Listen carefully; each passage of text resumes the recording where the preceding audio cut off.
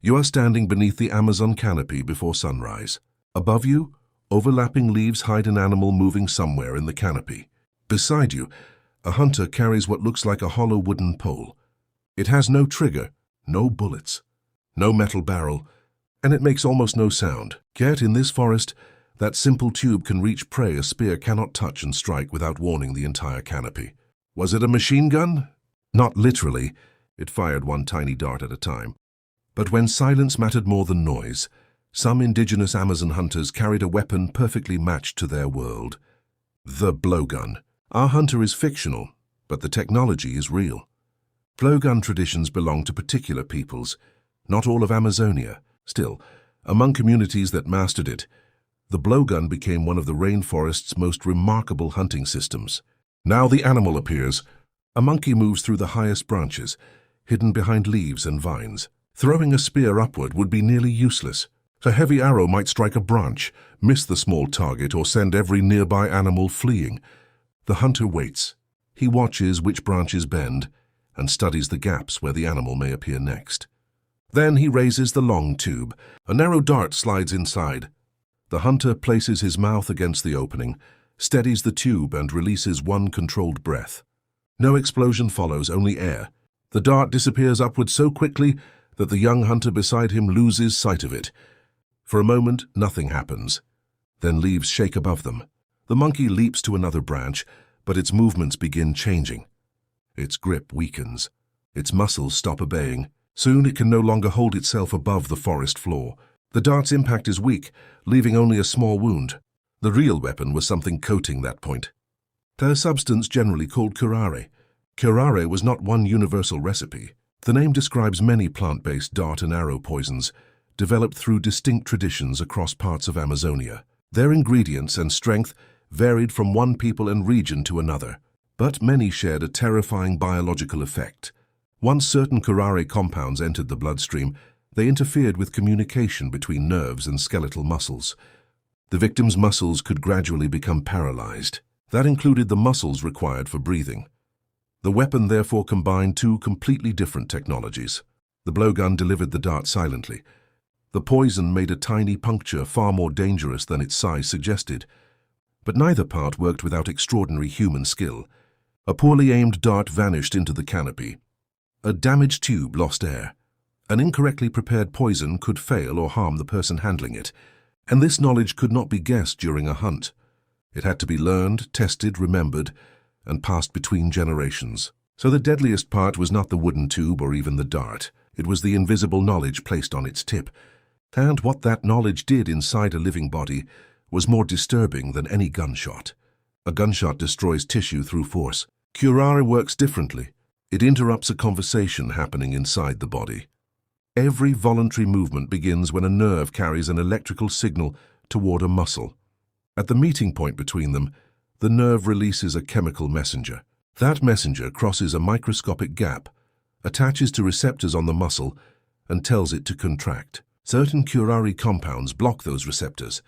The nerve may still send its message, but the muscle can no longer receive it. First, smaller movements weaken. Then larger muscle groups may fail. If enough poison reaches the bloodstream, the muscles that expand the chest can stop working. The heart may continue beating, while the animal can no longer breathe effectively. This is why the dart's size is misleading. The point does not need the crushing power of a spear. It only has to carry the poison through the skin. Back beneath the canopy, the older hunter does not celebrate immediately. The struck monkey can still move through several branches, and losing sight of it means losing the family's food. He watches falling leaves and listens for movement above. The younger hunter looks at the ground, expecting the animal to drop directly beneath the tree. The elder points farther ahead. He understands the direction of escape, the connections between branches, and how a weakening animal will choose easier routes. Forest knowledge completes the weapon. When the leaves finally crash below, both hunters approach carefully. They do not grab blindly at the dart. A weapon powerful enough to enter one bloodstream must never be allowed to enter another. The elder secures the hunting equipment, while the younger hunter studies every movement. This lesson matters as much as the successful shot. A blowgun hunter had to master far more than breathing into a tube. Some Amazonian blowguns were extremely long, making control harder with every movement of the hunter's hands. Their length magnified even tiny errors. A tiny movement near the hunter's hands became a much larger movement at the distant tip. Holding the weapon steady demanded control, balance, and patience. Then came the shot itself. The hunter had to judge height, distance, wind, moving leaves, and an animal that might disappear between one breath and the next.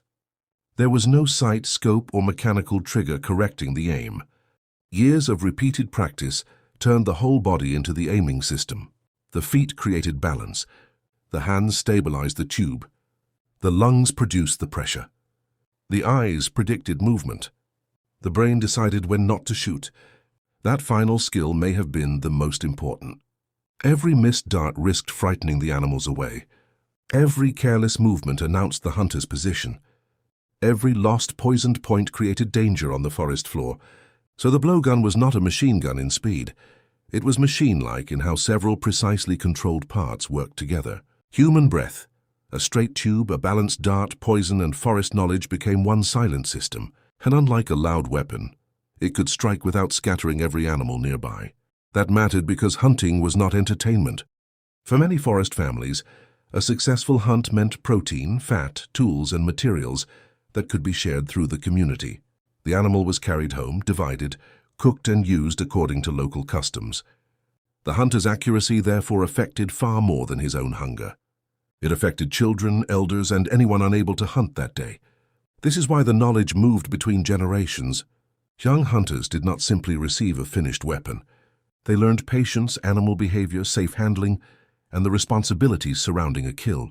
The exact poison traditions were often guarded, specialized, and different between peoples. There was never one master Amazon recipe. Modern researchers have documented enormous botanical diversity behind substances grouped under the word curare. That variety proves the technology was not one accidental discovery. It represented many separate experiments, observations, failures, and refinements accumulated over generations. And then something extraordinary happened. Outsiders studying these hunting poisons realized that controlled muscle paralysis could serve a completely different purpose. A substance feared on a dart began influencing drugs used during modern surgery. The silent weapon of the canopy was about to enter the operating room. Scientists did not simply pour hunting poison into patients. They isolated active compounds, measured their effects, and learned how to control the paralysis. During the 20th century, knowledge gained from Curare helped physicians develop neuromuscular blocking drugs. These medicines allowed surgeons to relax a patient's muscles during difficult operations. These drugs neither removed pain nor caused unconsciousness. They could also stop the muscles needed for breathing, just as Curare did during a hunt. So trained medical teams controlled the dose, monitored the patient, and supported breathing until the effect ended. The same biological weakness had traveled from the rainforest canopy into modern surgery. Uncontrolled, it could kill. Precisely measured and medically managed, it could help save lives. Curare remained dangerous and must not be imitated. Now return to the two hunters. The younger hunter has learned that the weapon was never merely a wooden tube. It was breath control, accuracy, animal behavior, plant knowledge, careful handling, and responsibility to the community. So was the blowgun the deadliest traditional weapon Amazon hunters ever used? There is no objective ranking, and Amazonia never possessed one universal weapon. Different peoples developed bows, spears, clubs, traps, and hunting technologies suited to their environments. But the Curare-tipped blowgun deserves its deadly reputation. It allowed human breath to send a tiny dart silently into the canopy. The wound could be small. The consequences could be enormous. It was not a machine gun. It did not fire rapidly or fill the forest with explosions. It was almost the opposite. One breath, one dart, one carefully chosen moment. Its deadliest component lived inside generations of accumulated human memory. The tube delivered the dart. Curare blocked the muscles, but knowledge transformed them into one extraordinary rainforest hunting system. No trigger, no bullets, no explosion. Only breath, poison, patience, and knowledge